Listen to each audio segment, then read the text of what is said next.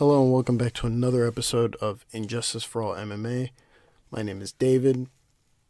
This is for Vettori V Holland fight night. And we're back after 2 weeks, or a week off of no fights. And we're back to judging these fights in my eyes.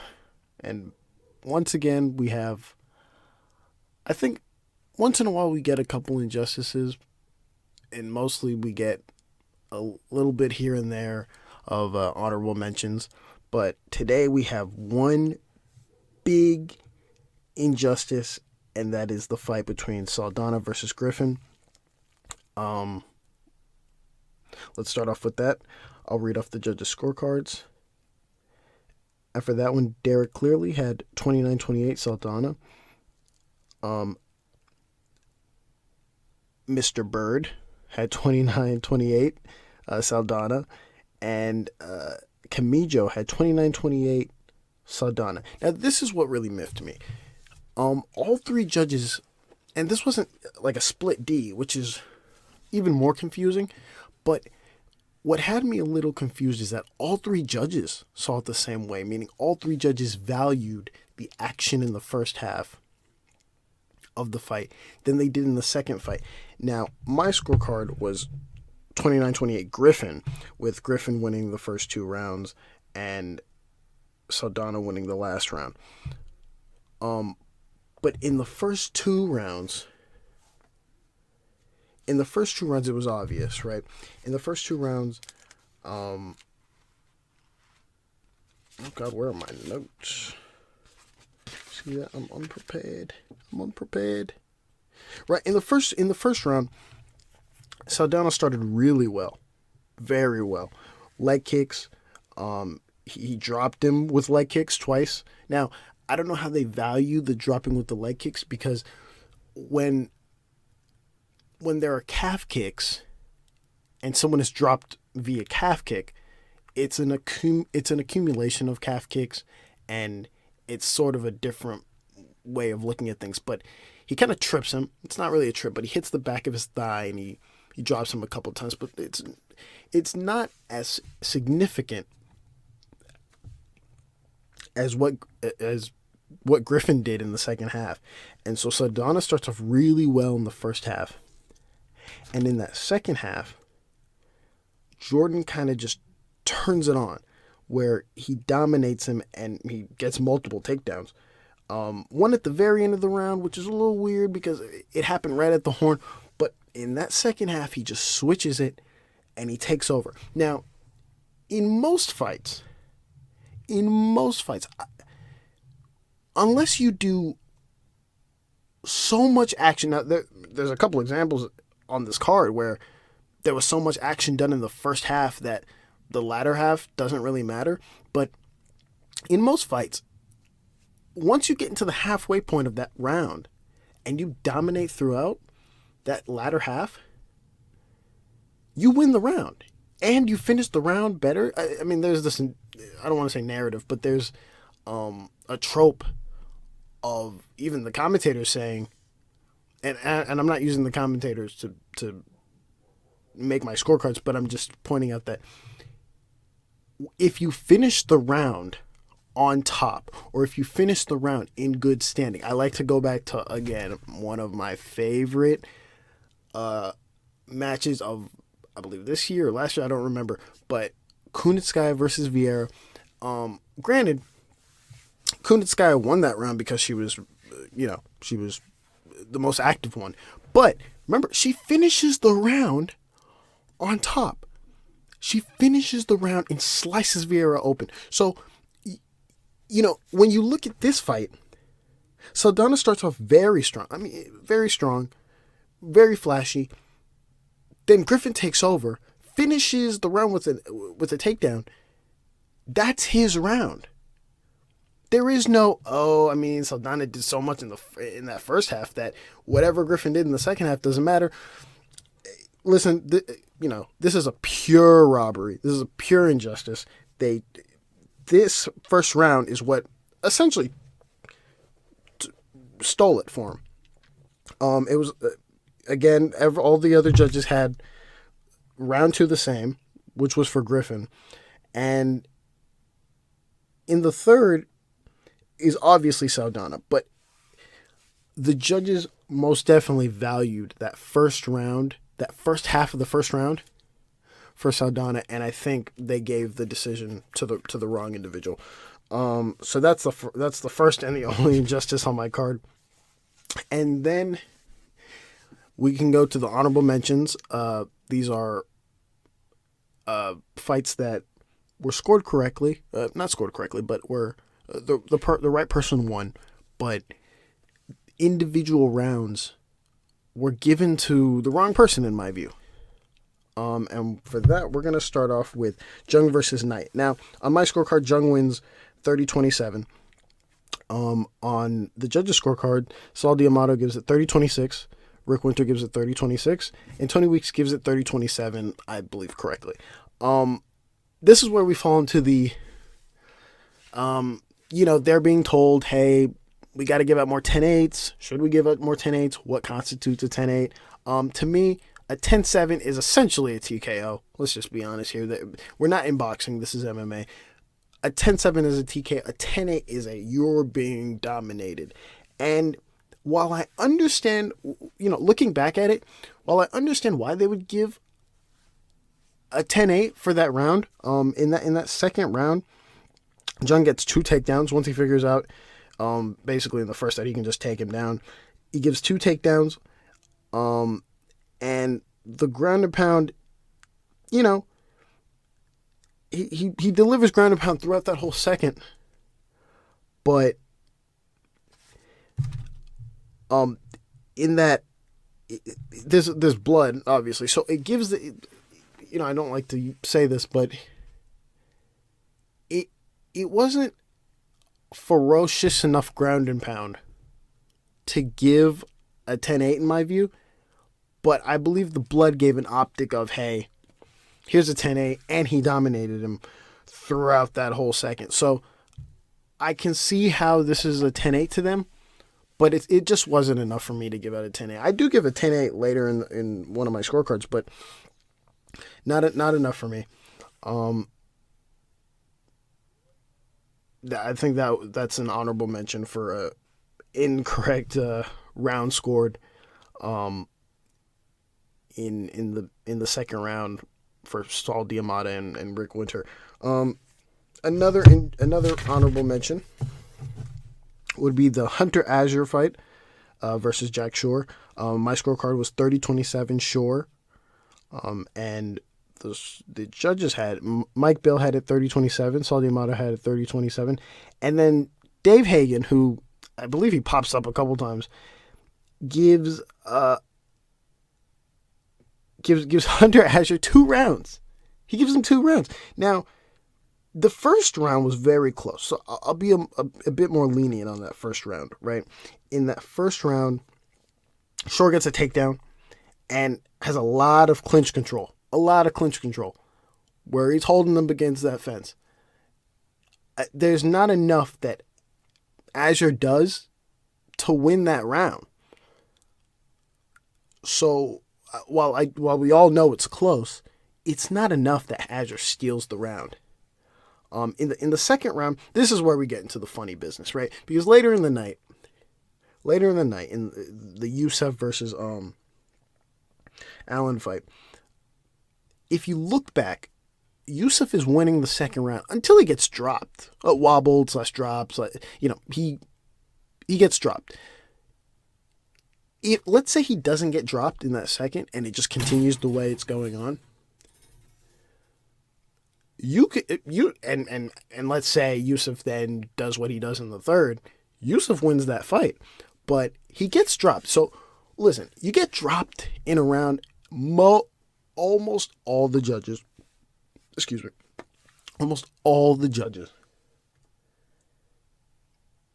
give that to the person who dropped you. And this is that case where Azure gets dropped in this round, and then later on, the striking from both is pretty even. So I don't know where you see that Hunter Azure gets this second round. That's a really bad scorecard by Dave Hagen. And he's the only one who scored it that way. I could see the first. I don't agree, but I could see the first. The second round is where he just fumbled it entirely. And then the third, everyone scores it the same. So that's another honorable mention. And that one goes to Dave Hagen. The next one, this one's a big one. Not too big, but it's okay. Makdessi versus Bahamondes. My scorecard was 29-28, Makdessi. Now this went to a split D. Derek Clearly had it 29-28, Bahamondes. Saul Diamato had it 29-28, Makdessi. And then Dave Hagen, again, had it, weirdly, had it 30-27. So this is where we get into the thing. I don't think Bahamondes, we all know Bahamondes didn't win this. So, again, Derek Clearly scored the third round, right? His whole scorecard is right to me, up until the third round, where he gives a 10-9 for Bahamondes. I don't know how you give a 10-9 to Bahamondes when he's getting pieced. I mean, he's getting hit. Now, granted, he is hitting back dimes, and, you know, Makdessi starts to show wear and tear on his face in that third. But he's getting smashed in the third. He's just getting smashed and smashed and smashed. And the other two judges see that. Derek clearly doesn't see that in that last round, and that's why he gave it to Bahamondes. Now Saul Diamato had the exact scorecard I had, but Dave Hagen again goes a little crazy. So he has the first round right, and then he has the third round right, and then he in the second, which is obvious, while Bahamondes, you know, has to face adversity from the first round, in the second round he just outstrikes Makdessi. I mean,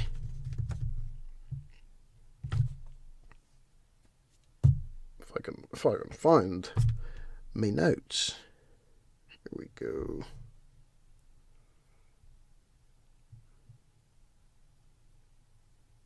Yeah, in the second round, he just straight out strikes him. Now, I understand they brought up the numbers in the fight, and it showed maybe a difference of 2 strikes. Again, I don't like looking at the unofficial strike numbers. I think they're a bit faulty.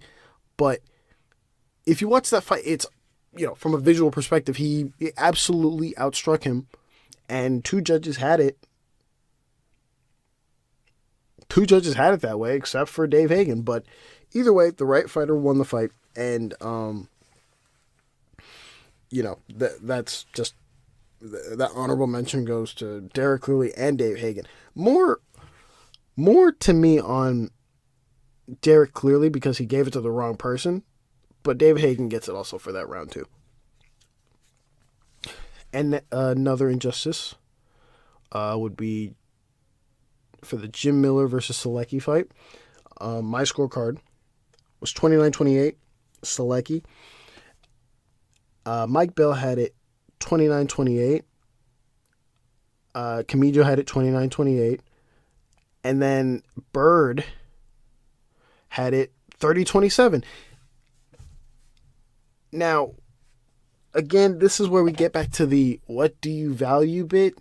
And I guess he just, valued the work that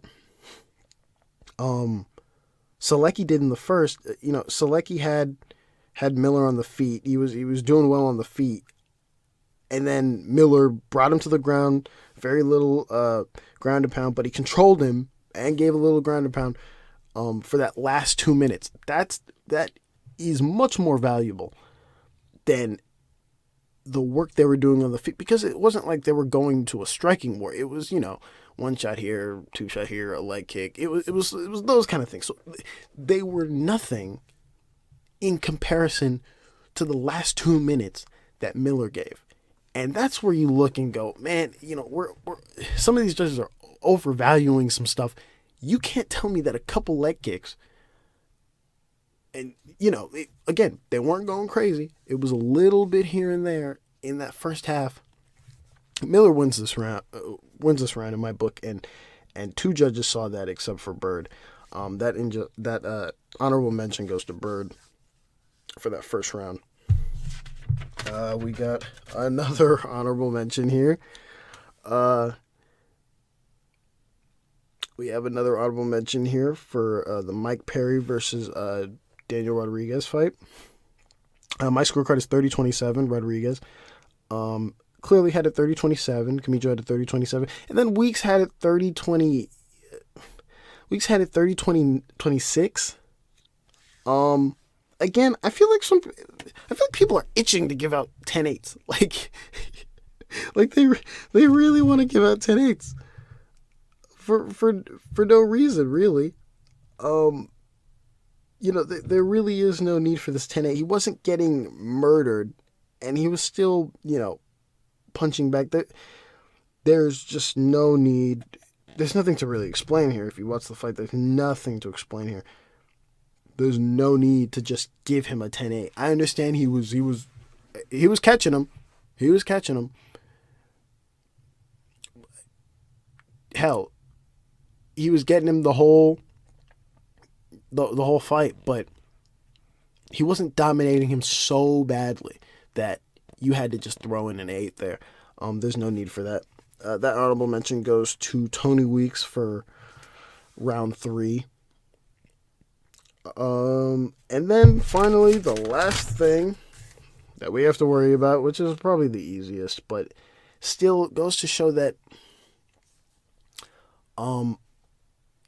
these judges are a little weird. They're just a little weird, and I don't know whether it's Vegas, but I can't blame Vegas because they're just bad judges everywhere. This one is for the Vettori versus Holland fight. I had the scorecard 49-45.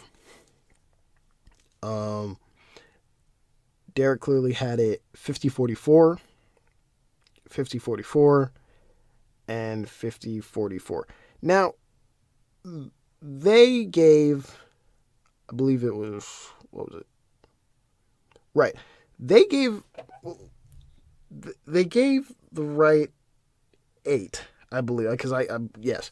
So in the second round, they gave the 10-8. That wasn't really the issue. The 10-8's it makes a lot of sense. Vettori controlled him the entire round. I mean, he took him down immediately and gave ground and pound consistently. That he dominated him. That's an obvious 10-8. I don't have any qualms with that. I'll defend that 10-8 any day. All 3 judges had that as a 10-8. My problem was, what did they see in the first? Because I believe Holland won the first. Now, I know it's a little cheeky, but Holland was nice on the feet. Now, Holland was catching him. It was obvious who the better striker was. And was active in the clinch and on the bottom. Even though Vettori got like a takedown, but it wasn't a rest. It wasn't, how do I say this? It wasn't the typical takedown where I take you down and I control you in that round. He took him down and he got back up. Holland got back up pretty quickly. It was, we have this discussion all the time, which is, hey, you got to do something on the ground. Hey, you got to do something on the ground for that takedown to really hold merit. And that takedown held 0 merit because Holland got right back up. If you take me down and you hold me there for the entire round, as you saw in the fucking second round, which he holds him down. There's a reason why they gave him a 10-8. He took him down and he held him there for the entire round and delivered ground. But now if he hugged him, if he just rode him for the entire round, we'd probably 10-9 it maybe. But he's delivering ground and pound, and he has him now for the duration of that entire round. In the second, hence the 10-8. You can't just give Vettori the round because he gets hit a lot in the first, takes him down for like a couple seconds, and then they get back up pretty quickly. It's not. It's obviously not his round. I think that's very bad. It just shows what they value. It really shows what the judges are valuing. That's bad by all 3 judges. Derek clearly, Saul Diamato, and Kamijo for that first round. But other than that, The rest of the rounds they scored are all spot on. So that's about it. Hopefully in a week's time, I deliver another episode. Thank you for listening, and God bless.